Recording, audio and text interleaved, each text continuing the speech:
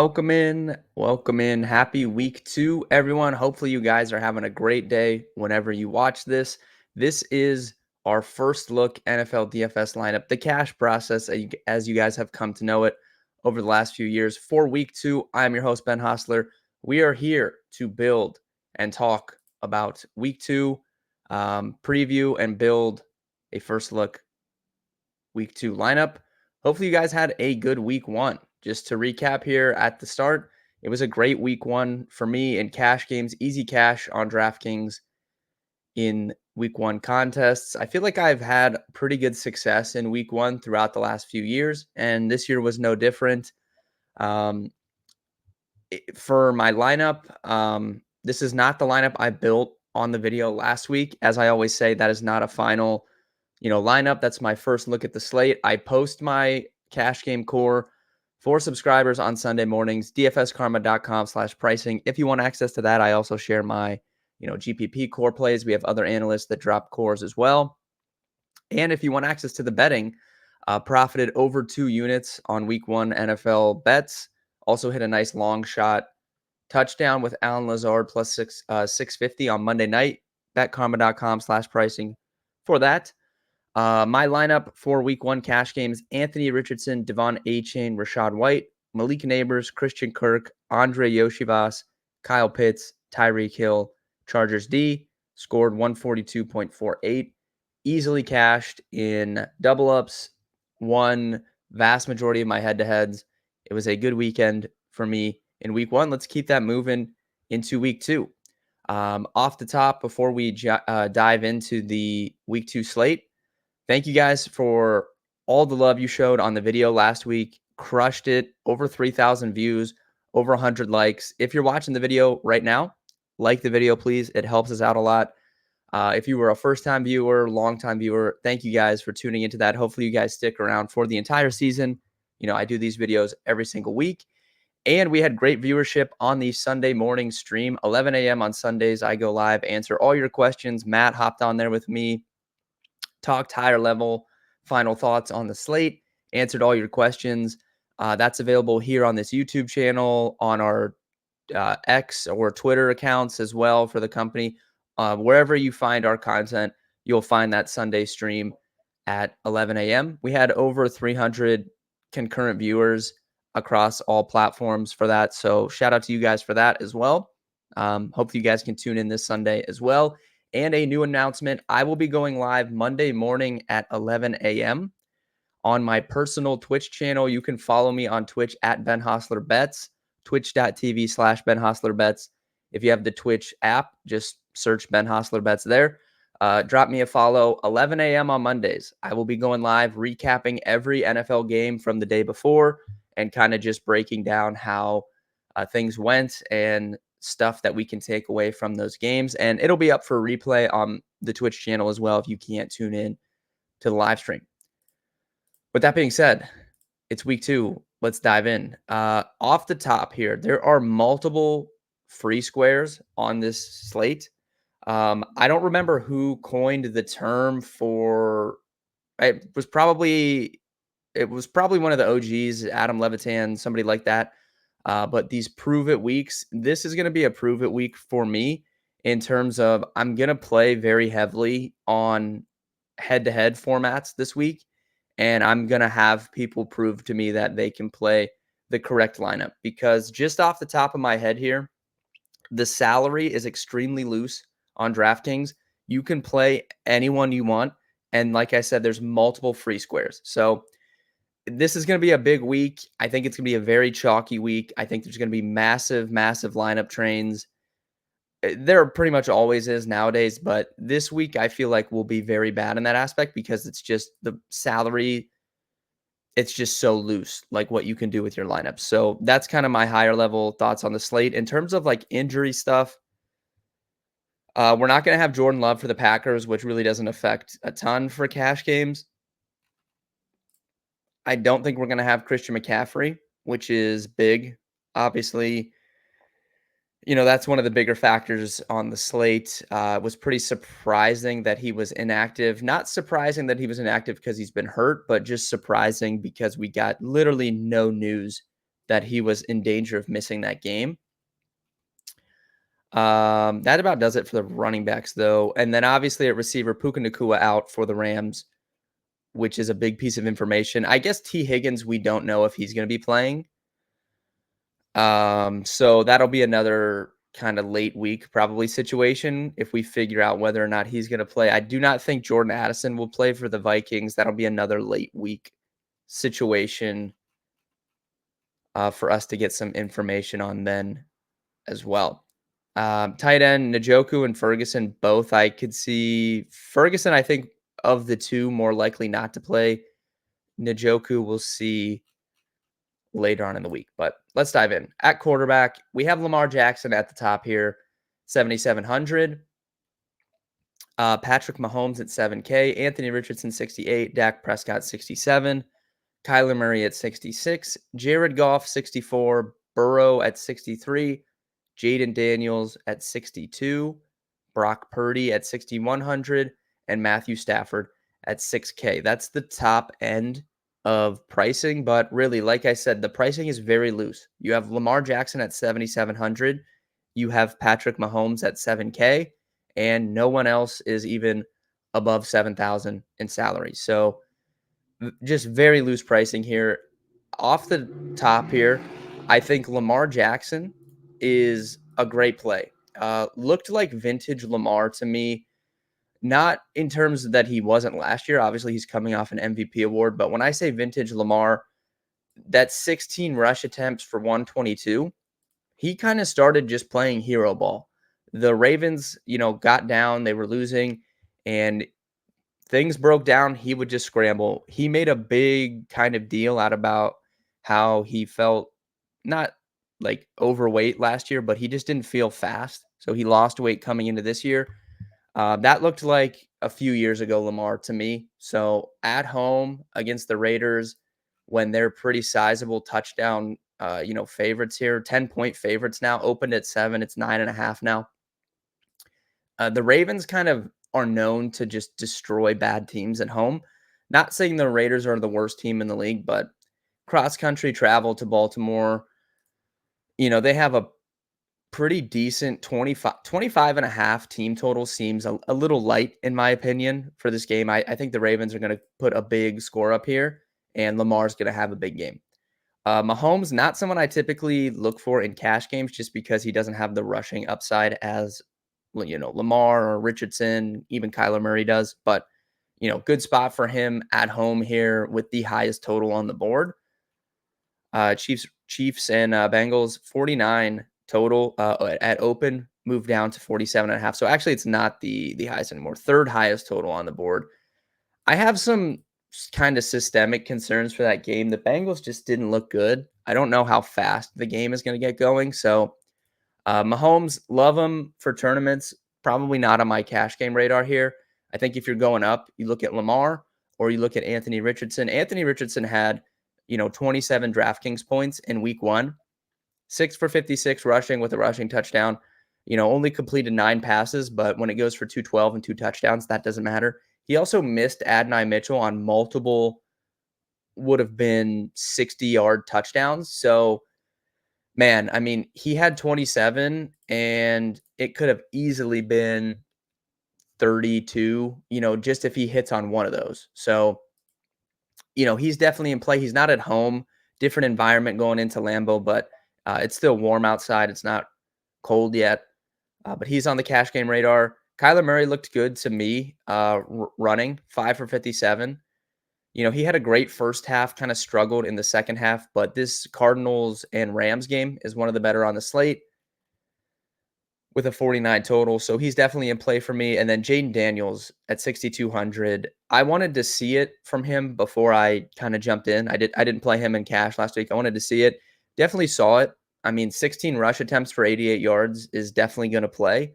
Now they're at home against the Giants, who, I have no concerns really about their defense. And more importantly, we saw this from Jaden Daniels in the preseason, and we saw it last week when the Commanders get in goal-to-go situations or just within like the 7-8 yard line. They're going to call this RPO with him and Brian Robinson, and he is going to want to take the ball and score himself. He did it in the preseason, and he did it in week 1. So I think that has to be baked in here. 6,200 for Jaden Daniels. He should be 7K in my opinion. So, off the top of my head, the cash pool for me, if you want to get up to Lamar, you can. If you want to get up to Anthony Richardson, you can. If you want to play Kyler Murray, you can. But I'm going to put Jaden Daniels in the first look lineup because I just think he's too cheap. And too cheap is going to be the theme of, this slate for me as we continue on.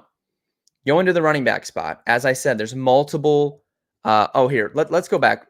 I'll just give quick thoughts for tournaments. Mahomes, obviously.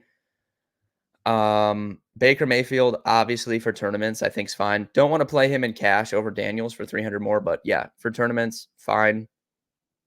Justin Fields for tournaments, 5,400. You could probably put him in the cash conversation too, just because he is going to run a little bit. 14 for 57 rushing, but I don't know. I like Daniels at 62, and I really don't need the salary. So Fields I'd put in, and Daniel Jones I would put in the conversation as well. Washington is so bad in their secondary. I know it's Daniel Jones, but he not only has a little rushing upside, he should be able to cook this secondary.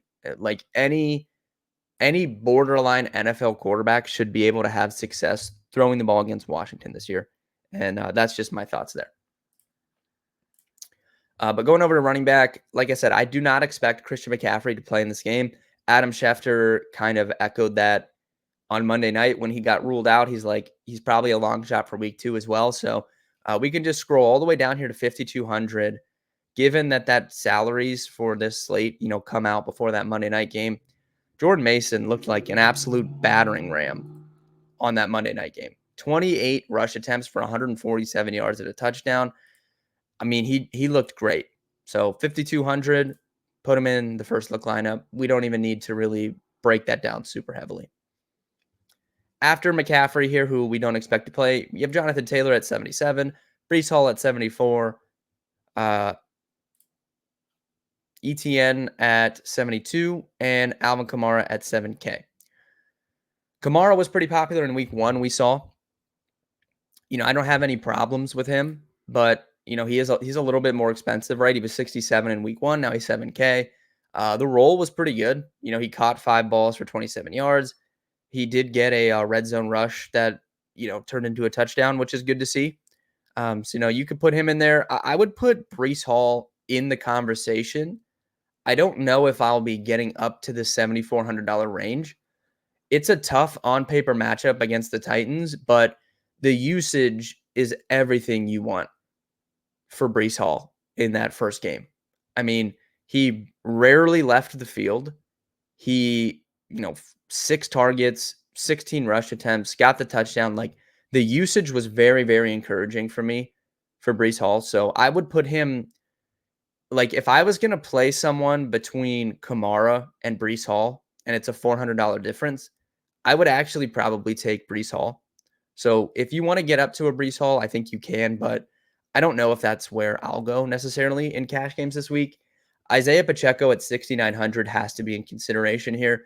Really strong role for him in week 1 as well. Only saw 3 targets, but he ran a lot of routes. And Samaje Perine did not eat into his route total as much as people thought. He did play on some third downs, but one thing I'll say, we need to see how that translates because Samaje Perine did just recently join the team. So, maybe he sees a role increase as we move on to week 2, week 3.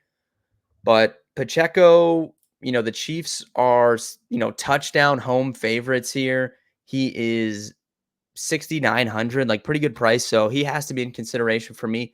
Kyren Williams has to be in consideration for me. Pretty standard Kyren usage. 18 rush attempts, 50 yards, got a red zone touchdown. Did not leave the field much. Blake Corum did not really play. So it looks like at least early on in the season, we're going to get this full Kyren Williams kind of role that we got last year. And that was very good. Like that was a much greater than $6,800 role last year. So yeah, Kyren Williams has to be in consideration for me. James Conner, 6,400 has to be in consideration for me. Dude had a workhorse role. Like very, very strong role for James Conner in week 1. The trendy thing, like he touched the ball like every play on their first drive almost. Like the first 4 to 5 plays of the game, they just were feeding James Conner. We saw Trey Benson got 1 drive, and then DeMarcado was playing third downs, but James Conner played in 2-minute stuff, which I think is very good, and he was getting fed. The Rams, I don't want to overreact to 1 week, but the Rams' run defense looked pretty suspect. If you kind of think back to what the Lions did in overtime, they literally just handed it off to David Montgomery every single play and just ran down the field and scored. So yeah, James Conner, very interesting to me at 6,400 in what should be a good matchup and a good game. 49 total, second highest on the board. Both James Conner and Kyren Williams are in my cash game pool. Moving farther down, I don't really love any of these cheaper guys because we have Jordan Mason at 5,200. Like, I really just don't think we need to mess with, any of these Singletaries, Zekes, Zamir White, Zach Moss, Najee Harris. I don't think we need to mess with any of these guys in cash games and tournaments. Sure, you could interest me, in an Aaron Jones or a Brian Robinson pivot off of Jaden Daniels. J.K. Dobbins is way too cheap at 5,400. Clearly was the starting running back for the Chargers, had a great role. Just really shout out to J.K. Dobbins, man. Fantasy football aside, I think J.K. Dobbins is one of the few just like good human beings in the NFL. And he has just dealt with so many injuries concerns throughout his career, lost seasons. Like, I would love for J.K. Dobbins to just get one healthy season. Like, he deserves it. Great game for him in week 1. He is in the cash game pool for me at 5,400. Don't know if I don't know if I need to play 2 5K running backs really. But he's in consideration for me. I'm going to put James Conner in for right now. But, Kyren, Connor, Dobbins, Pacheco, even like any of those guys, I think you can kind of consider, for a first look cash lineup. Moving on to receiver, like I said, multiple free squares on the slate. The first was Jordan Mason. The second is Cooper Kupp. 7,600 with no Puka Nacua, coming off a vintage Cooper Kupp game. 21 targets, 14 for 110 and a touchdown. He looked healthy, most importantly, which was the big factor last year. He actually had some big games, late in the season last year. So good to see Cooper Kupp healthy. I don't see how you avoid him at 7,600 this week. So just put him in the lineup and kind of move on. Lamb, Jefferson, St. Brown, Chase, all those guys are fine tournament plays. I don't think I'm going to play any of them since I'm playing Cooper Kupp at 7,600. But if you want to try and go start, like if T. Higgins is out and we can play Yoshi Voss at 3,800 again, maybe you can do some stars and scrubs, type builds. But for now, the top end guys here, aside from Kupp, are GPP only for me. Rashid Rice is the next guy I want to slide in here. Rashid Rice should be 8K, given his new role on this Chiefs team. I talked about this in a tweet last week after the Thursday night game, but the narrative surrounding Patrick Mahomes last year was that he's a crybaby.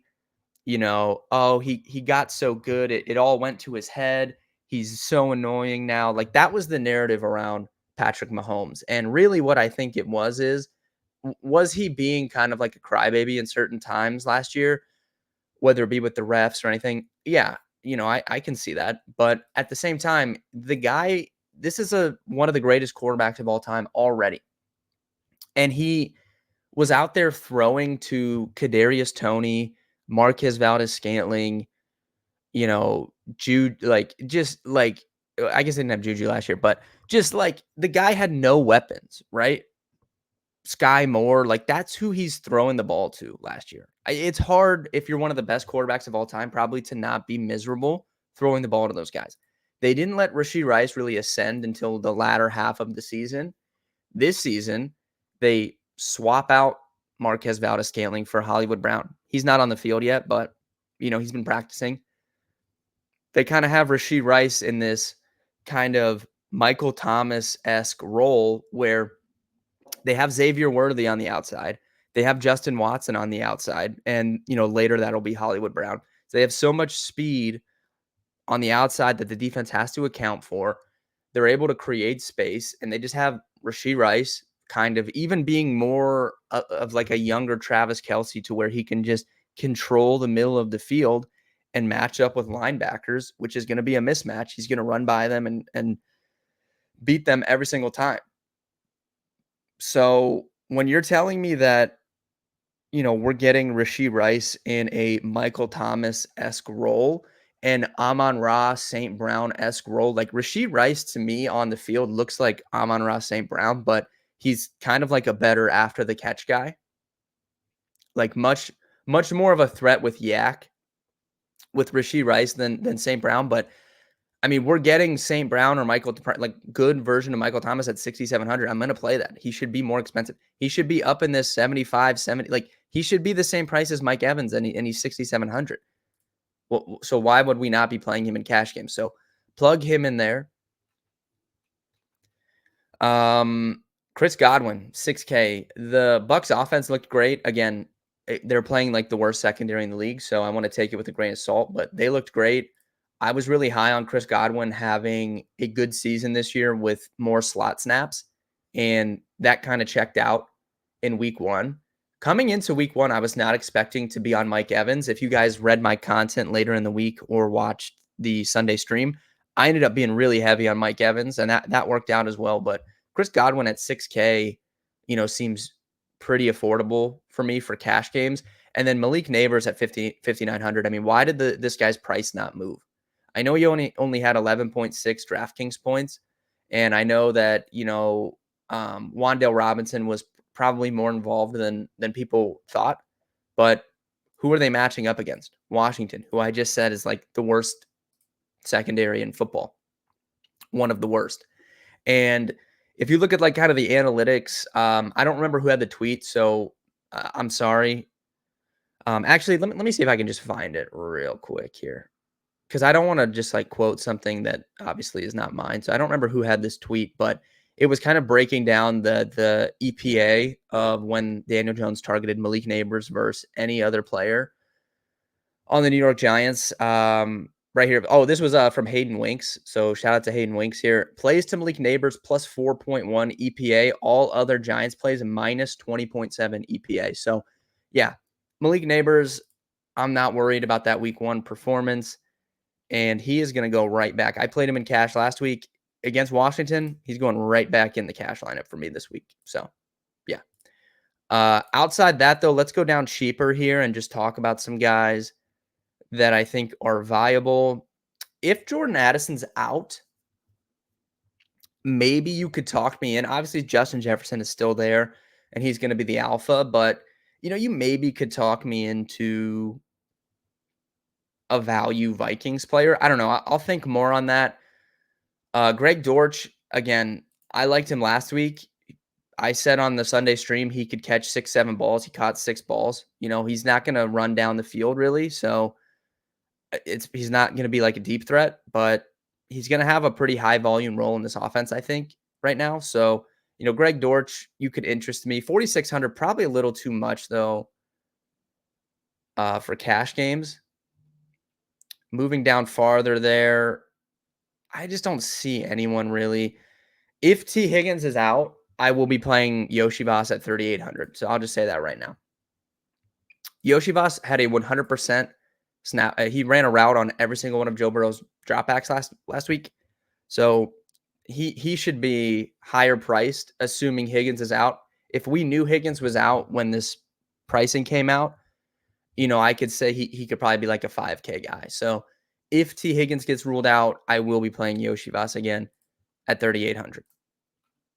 Moving on to tight end. Man, tight end was just a disaster in week 1. No one really had a big game in terms of like big guys. Kelsey, McBride was okay. Kelsey didn't do great. Evan Ingram did nothing. Mark Andrews, we know about the whole thing with that. I don't want to overreact yet on Mark Andrews. he's never really had success. If you go back and look at historical stuff, he's never had success a lot against the Chiefs. And it was pretty clear that they were game planning for him and making sure that he didn't get loose. So it's just one game. I don't want to worry yet. Isaiah Likely is legitimately good at football, though. So, that is a factor, but I don't want to press the panic button just yet on Mark Andrews. But yeah, so for me, for tight end, there's a clear value option right now that I like. Typically, I like to save at tight end. If you want to get up to someone, I think you can this week because the salaries are so loose, but I just don't see a reason to. I want to play Colby Parkinson, man. This guy came in and took over for Tyler Higbee. 4 for 47 is going to get it done at tight end for me. And then now we take Puka Nacua out as well. Colby Parkinson, 3,100 in one of the best games of the week. Yeah, sign me up, and I'll gladly play him in cash games. Defense, I'm not going to sit here and break down defense. Just put a cheap one in, whoever. Patriots at home, sure. That gives you 6,100 for a flex, right? This style lineup is probably something similar to what I will play this weekend. Have a really nice number there for a flex spot. And yeah, that about does it. Like I said at the top, if you watch the full video, please drop a like. I really appreciate it. Subscribe to the channel. Go subscribe to my Twitch, Ben Hostler Bets, if you want access to those Monday streams. I'll be live again this Sunday, 11 a.m. right here on this YouTube channel and our Twitters as well, answering all your final questions. Thank you guys for tuning in. Good luck in week 2, and I'll see everybody on Sunday morning.